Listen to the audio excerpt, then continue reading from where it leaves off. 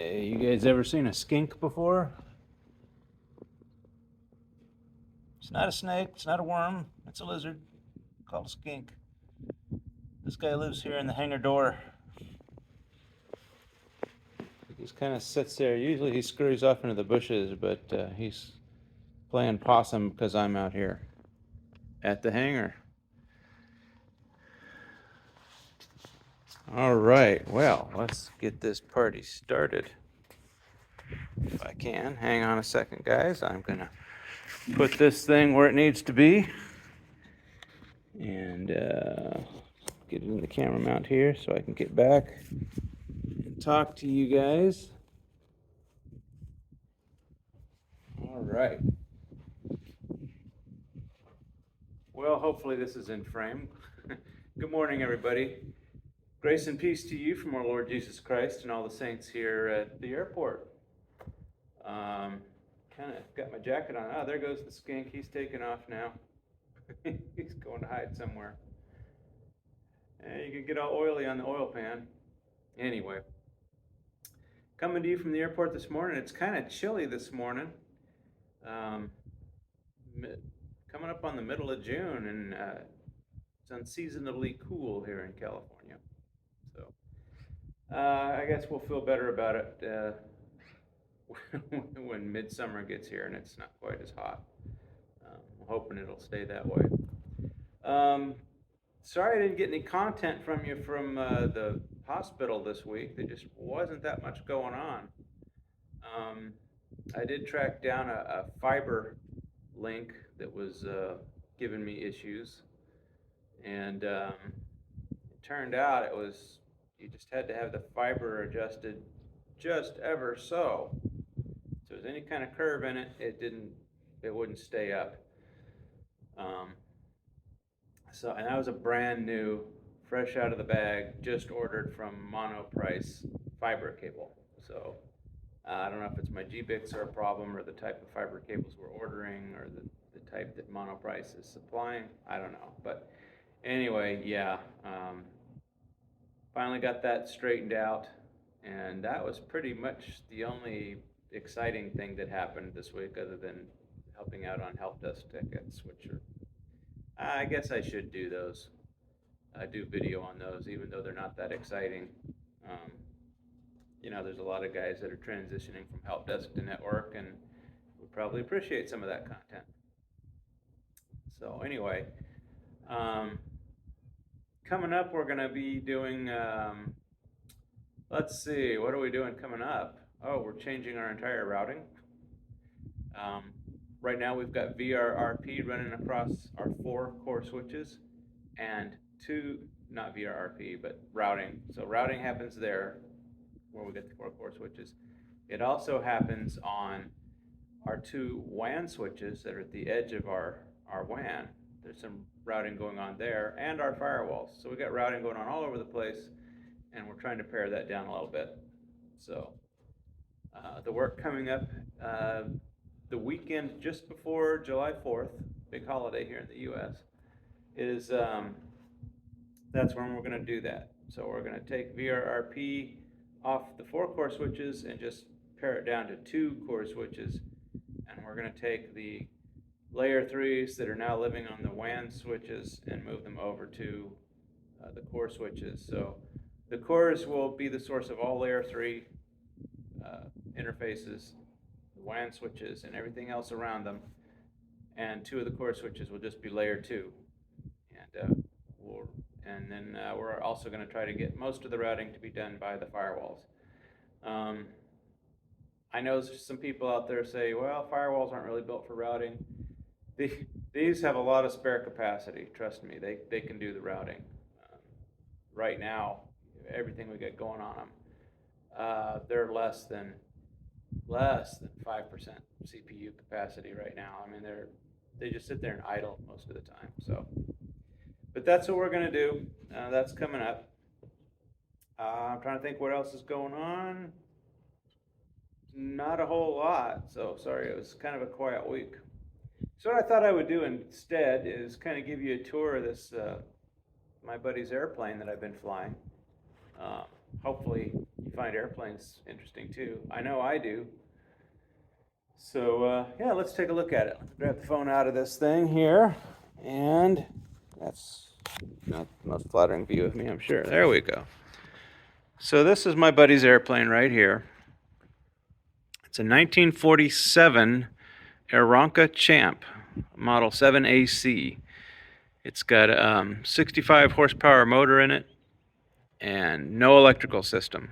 So there's no lights, there's no, I mean, if you have we have a radio, but it's a handheld, and most importantly, there is no starter. So I believe you saw me doing a short where I was hand propping the engine to get it started, and that's the way we do it. So yeah, let's come up and take a look at this thing. Try not to step on the roach that's crawling around down there. They were real popular as trainers back in the day. So this one's probably been rebuilt a couple of times. A lot of airplanes will have, on the wing they'll have flaps and ailerons. Well, this one has ailerons. This is the aileron. This is what causes you to turn. You move the stick and this will turn.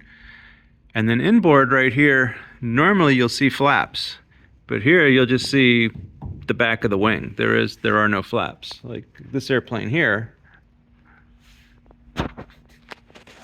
See how the wing is kind of bending down there? Those are the flaps. Oh, here comes a helicopter. Yeah, that hanging down right there, that's a flap. What those do is help increase lift and drag when you're coming into land. And these old Champs just don't have it. It's affectionately referred to as a Champ. As you can see, it's tricycle gear configuration. Tailwheel gear configuration. The helicopter out there is distracting me because it's loud. Oh, there's one right over us. That's why it's loud. One went one way, and the other came right over the top of me. So, thanks, guys. Anyway, okay, so this is what they call conventional gear, or a tail dragger, or tail wheel. Not tricycle gear, as I misspoke, which means you steer from the back. So this little tiny shopping cart wheel back here is basically connected to the rudder pedals. There's this by way of the rudder cable, so that this cable here is what you step on, pulls the rudder one way or other with your foot, and the rudder is tied into the tail wheel via these springs and that control horn there. So you push down on the rudder, and the rudder's going to pull that tail wheel one way or the other. So it's a very, very simple airplane. There's just not a whole lot to it. Yeah. So let's take a look at the inside of this bad boy.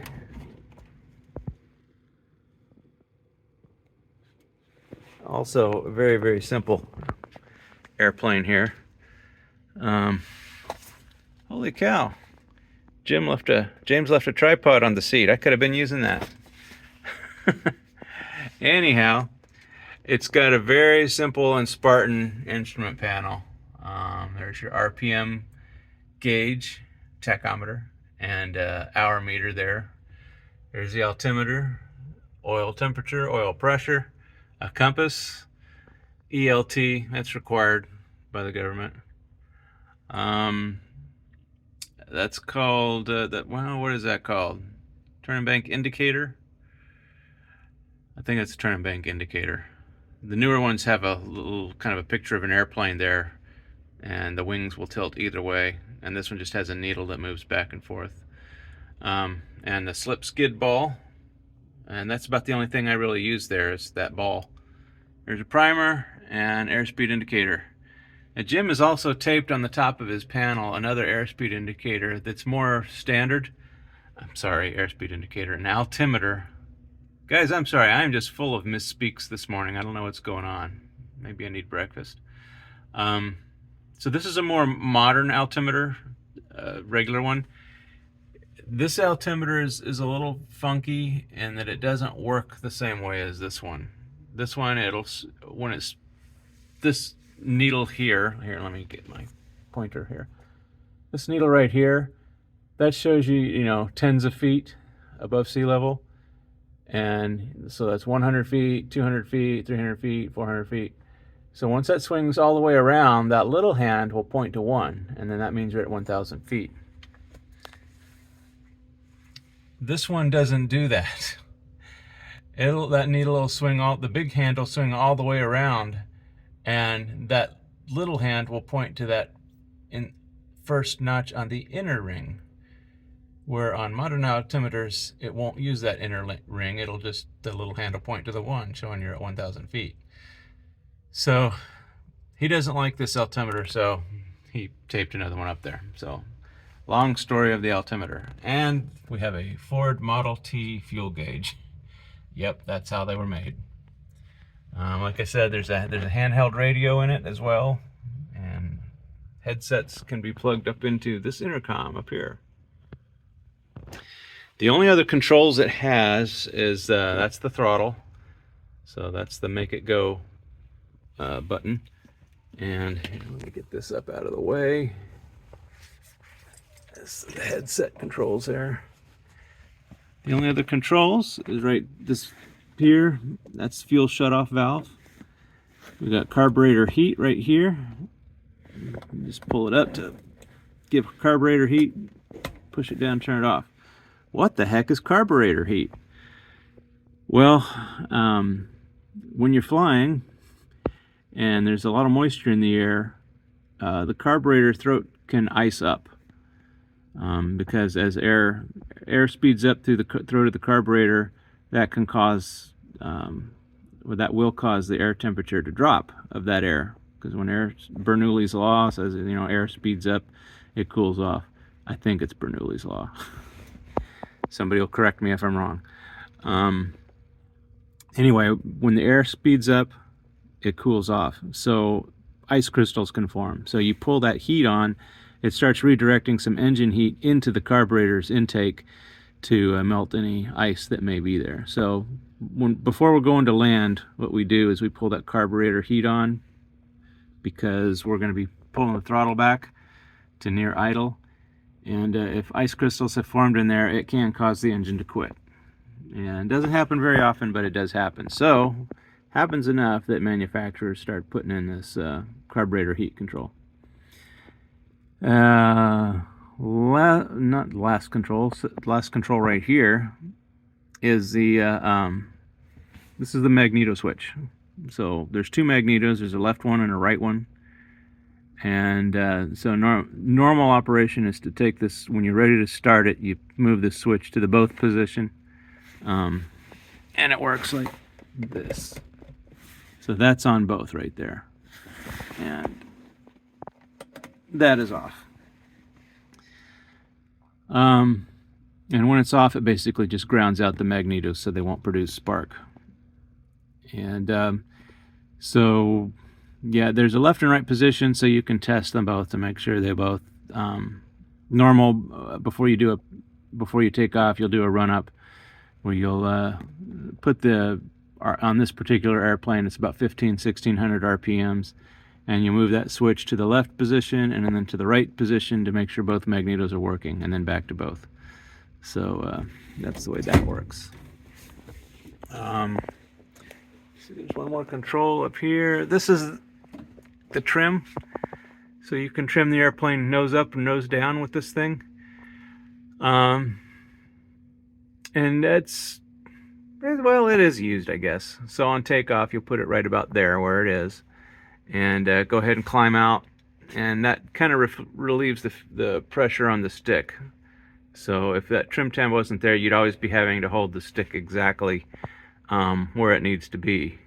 And sometimes aerodynamic forces can get pretty great. So you move that control, and that moves the trim tab, and that raises or lowers the elevator. and it just makes it easier to hold the stick where you want it to be.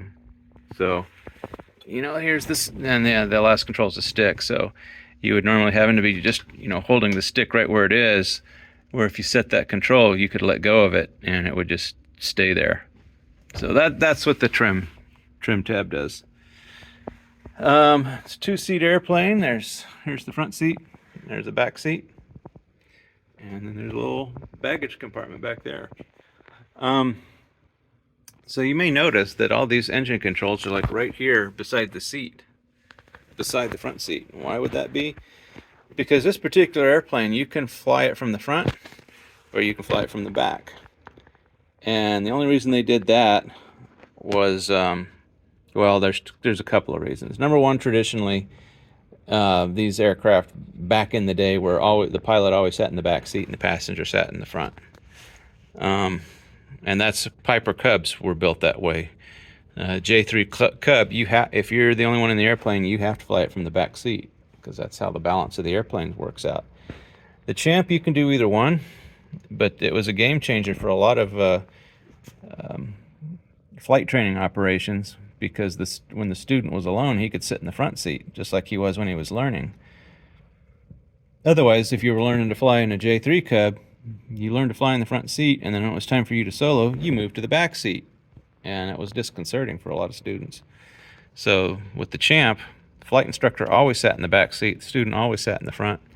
That's why there's a stick back there so the flight instructor can fly the plane. That's why this thing is on the side, these controls, so that the flight instructor could reach up and kill the engine if he needed, or do carb heat or whatever he needed to do. And that's why he has his own set of rudder pedals back here and brakes. So yeah, I didn't show you those way up in there. Those are the rudder pedals and the brakes. They're heel brakes. So modern aircraft, you step on the top of the rudder pedal to actuate the brake. These guys, you dig your heel in, or your cowboy boots, whatever you're wearing, and you actuate the brakes that way. It's I don't know, it's kind of clumsy. I usually take my foot off one of the rudders and just put my toe on it because it's easier for me to reach, being a man short of stature. And that little contraption back there on the firewall, that yellow box, whatever it is there, that's cabin heat. So that control, which I didn't really highlight, you pull that, and there's a little shroud around one of the exhaust pipes that redirects warm air into the cockpit. So it usually means that foot gets really hot and the rest of you stays cold. So it's not the best. So I said something about the trim tab, and just show you what a trim tab is. It's just a little control that's back here on the elevator. That is a trim tab. And you move that control forward or backwards, and it'll pull on this. There's a cable here on the top, there's a cable here on the bottom, and it'll just pull that cable back and forth, which will raise or lower this tab. If you raise that tab, it'll cause the elevator to move down. If you lower this tab, it will cause the elevator to move up. So, and where I put it is pretty much the neutral position. That's what we use for takeoff. And on landing, we put the trim tab control all the way aft, at least from our perspective. We push it all the way to the back, which pushes this trim tab down, which raises this elevator. Because when you're coming in, we're coming in really slow, and we're having to pull a lot of back elevator when we're coming in to land. So, and yeah, that's pretty much the old Aranca Champ. Uh-oh. So there used to be a little cover for this. Is called the pitot tube. It's what's connected to the altimeter. So air goes in, ram air goes in there. Sorry, it's all out of focus. Come on, focus. There we go. Ram air goes in that top tube, basically pushes on a diaphragm in the airspeed indicator, which moves the needle, tells you how fast you're going. The other tube down below is just a static air source. That's how the altimeter works, is it compares, you know, regular air to static air pressure. So you can't see it, but there's some little teeny tiny holes drilled around the side of this. The front of it's capped off. And that's just so you know what the outside air pressure is. So that's why there's two tubes. Yeah, there used to be a little cover on here that was on a rocker, and when you'd start moving, the wind would push it open and it would uncover that pitot tube. That's gone, so I suspect there may have been some airspeed drama. So I'll have to ask Jim about that. James. He doesn't like to be called Jim. Keep forgetting. And yeah, there's the engine. It's a very simple engine. It's 4 cylinders. It's air cooled, horizontally opposed, if that matters to anybody. And there are actually 4 spark plugs, 2 spark plugs per cylinder. So there'll be 4 spark plugs on the top, 1 on each cylinder, and 4 on the bottom, 1 on each cylinder. And one of those magnetos controls the tops, and one of them controls the bottoms. So if you have magneto failure, you've always got spark somewhere. So anyway, that's about all I can think to tell you about this thing. It's just a fun little airplane to fly. It's a kick in the pants. It's not this one, but this is the first airplane I ever owned, was one of these. And I flew that thing all over the place and had a lot of fun in it. And that's how I began my aviation career, and this is probably how I'm going to end it, because when I retire here in a few years, you know, this will be what I'm flying, and then I'll probably hang up flying for a little bit to go travel with my wife. So, but yeah, fun airplane. I love it. It's a great way to waste time and money. So anyway, guys, thanks for watching. If you like what you saw, click the subscribe button. Normally we talk about network stuff, but we talked about airplane stuff today. So this isn't the norm, but if you do like network-based content, go ahead and click the subscribe button, click the notification bell, and as always, leave those great comments. You guys are really a blessing to me. It's so good to see so many Christian brothers and sisters out there that you know, it's like we all never knew each other existed. We all thought we were the only ones, and we're not. We're not alone. We have each other, and we have Christ, so never alone. All right, guys, that's all I got. If you hung on this far, God bless you. And we'll catch you guys all next week.